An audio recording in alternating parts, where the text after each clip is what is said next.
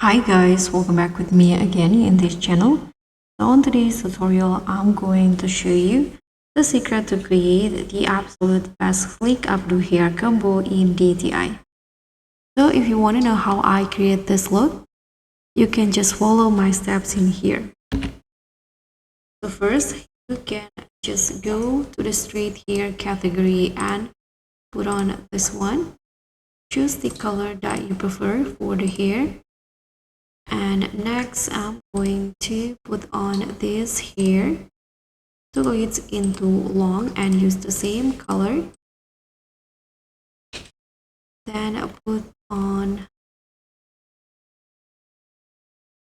another hair in here.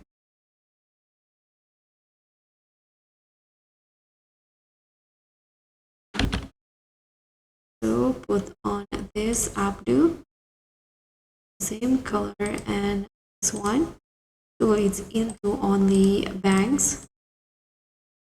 Now go to the curly hair category and on this one also use only the bangs.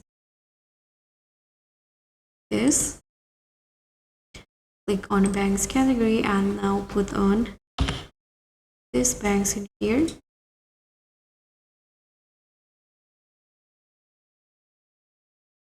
And now use this